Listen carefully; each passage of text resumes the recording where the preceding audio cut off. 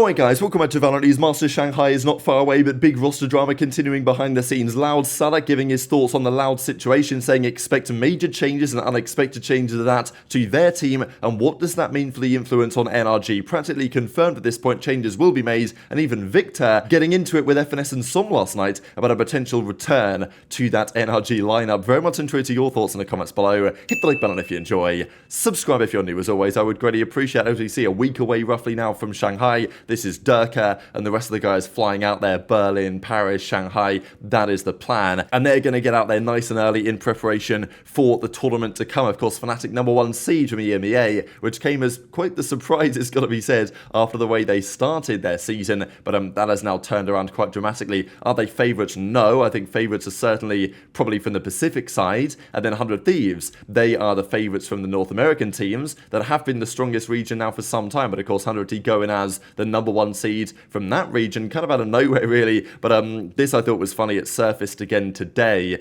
that Boostio had actually tweeted at Nadeshot several years ago. So Nadeshot tweeted out April the 10th 2020, playing in the 100T Valorant tournament this Thursday at 10 AM Pacific. Need for reply below if you're interested. And Boostio says, hey, please man, give me a chance, I will own, when he was certainly not known as the Boostio that he is today. And then 4 years later, people are like, damn, yeah, maybe you should have given him a chance. And obviously he's now on their roster and doing rather well. This is the power rankings I thought was kind of interesting. The Platchat boys came up with Paper X as the big favourites for the tournament, really, from the Pacific region. Gen.G are here in third. 100T they've got in second. So yeah, Paper X, 100T, Gen.G, Fnatic feel like this is about right. Heretics without Mini Boo, I think, is a bit of an L for them. So, I would have them. I would really like to have them up here, but I think they've probably done a reasonable job of this. Then for esports, Edward Gaming, they put Lev rather low to me. Like, I think Lev and G2, these are teams with some potential to me, but they also predicted Gen.G to unanimously beat Leviathan in the very first rounds, and we know that that doesn't necessarily end so well when this happens before. So this happened for a fair few of the first round games. So yeah, I mean, maybe the Platchat curse is going to come through. They also put together a ranking of the top 10 players they have in the world right now going into the tournament, and Aspas #1, Texture, Leo, something, Jing. This is probably about right. Of course, it's always so difficult to do this because you're considering across roles and so many other factors, but this is probably reasonably valid. Kind of wild to think that where Benji Fishy started out in Fortnite and when he made that switch over to Valorant, and I thought, you know what, he's probably going to be solid, but I didn't expect him to be anything great, to be perfectly honest. Went from that enterprise esports team joining Heretics, and now he's considered on the borderline of a top 5 player in the world in his, just overall, not even in his role, which is sensational work. But you look at these, you look at some of the players here, and you think, all right, probably Paper X are looking good based on the names that are on that roster, but it's never quite as simple as that. Also here in challenges, we saw a couple of the games that happened yesterday, and now they continue today. Oxygen Esports, they took out QOR, of course that's Nerve and those guys, XXIF, of course, names that you might be familiar with from some of the, well, DSG days, shall we say, in the case of XXIF. But anyway, Lotus was 13-6, 13-10 here on the Sunset.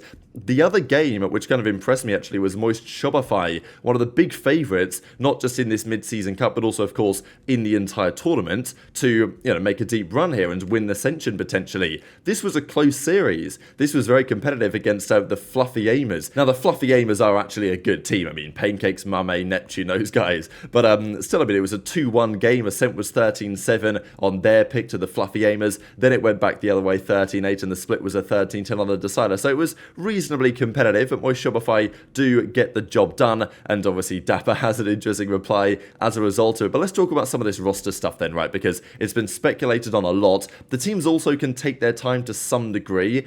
Obviously, a lot of the teams are out there in Shanghai. One of the benefits for teams such as NRG, though, is that, teams like Sentinels, teams like Loud, they didn't make it to Shanghai either. So it's not like Sentinels are going to make changes, they're not. But you see what my point, that there's other teams out there, that there are players that are accessible just because they didn't get to the big tourney either. So NRG, obviously they're not going to be there. And NRG actually put this out yesterday. Let's talk about some changes. NRG Radiant Episode 6 is cooking. So here we go, they've got the setup going. Here's Chet talking about the situation, and here's Ethan talking about what's going on. So, they're obviously making some sort of move. move. They're recording. Apparently, they've decided what the move is going to be, right? Because the indication here is most certainly that they've got something planned and they're recording on the outcome of that. So, share a couple of clips here. Obviously, from FNS on the Loud discussion on exactly what the situation is with less and how that might go going forwards, and also what's going to happen with NRG.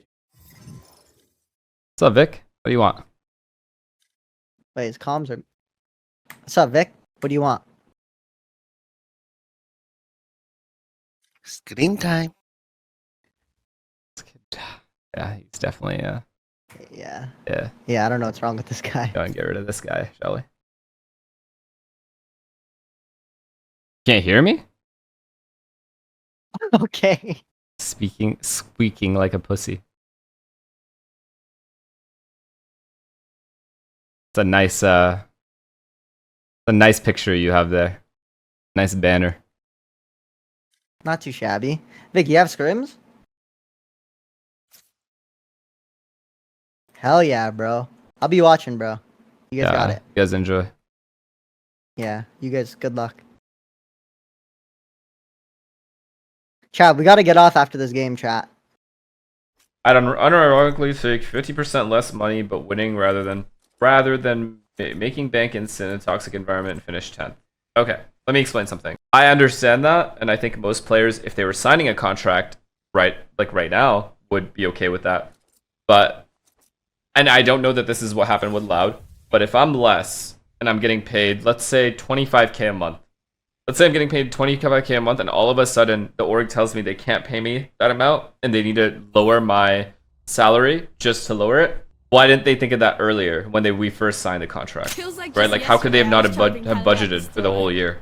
So realistically, I would be fuming if my org randomly dropped my salary mid-season just because all of a sudden they weren't able to pay me. Now, if at the beginning of the season they said, hey, this is what the amount of money we have, this is what we budgeted, this is all we can pay you, as long as that didn't change throughout the course of the year, it's fine. So, can't really blame people for like getting mad about that.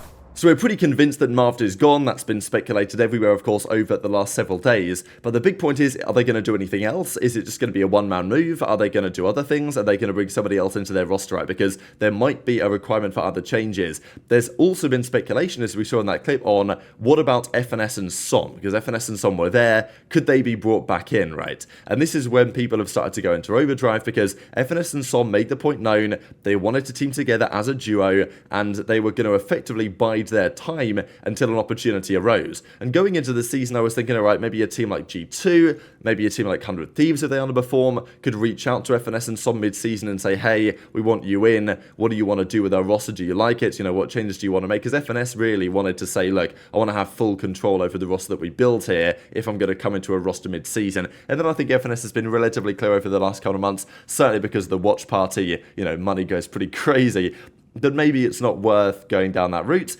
and just continuing to stream and not play. And he's also kind of part of G2 now as a streamer. Well, he is part of G2 as a streamer. Not saying he couldn't find a way to play for another team, but you know, just something to think about.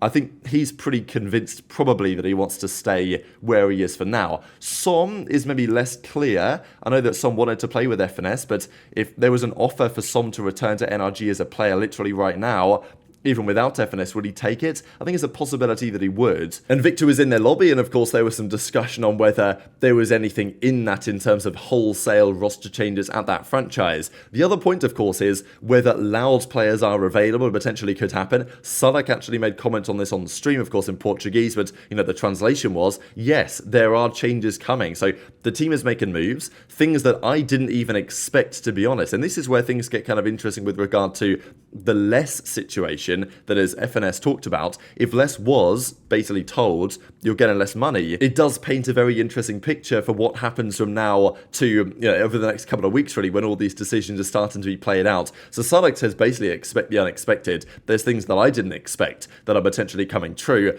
And then there's been further speculation on this s0m stuff just from Dave Akia here, who was looking at s0m's tracker and finding that lately he's played far more controllers than usual. So the speculation might be, all right, s0m's getting ready to return to NRG in place of Marvd.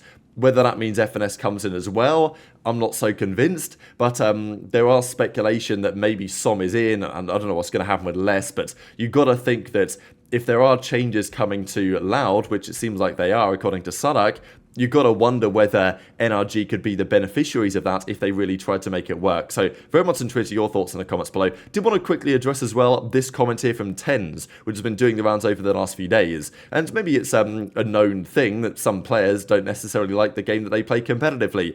And not like to say Tens doesn't enjoy Valorant, but I think it's certainly true for some players that, you know, they prefer other games to the one that they actually play. But the game that they're good at, the game that makes the most sense for them, that's what they play. Certainly in the Call of Duty world that I'm very close to, that is absolutely the case, that players play the game because it's their job, but they don't necessarily enjoy it as much as other games they could potentially play, but you know, they're just best at it and it makes the most sense for them to play at the moment, so that's what they do. So Tens is maybe in a similar position. It's interesting to hear that he basically said, yeah, CS2 is more fun for him personally speaking, saying that basically everything from a mechanical standpoint is, you know, superior, better in CS compared to Valorant. So interesting just to hear Tens mention that, of course, and I'm sure Riot have to maybe have a thought or two about, okay, changes and improvements they might want to make, because it's not like Valorant has stagnated exactly, but especially things about the replay system, you know, the demo system. I know that for many it's not a big deal, but stuff like that kind of implies that are they, you know, as committed to improving the game as they might need to be? I don't know. Intrigued to your thoughts in the comments below, but hit the like button if you enjoyed,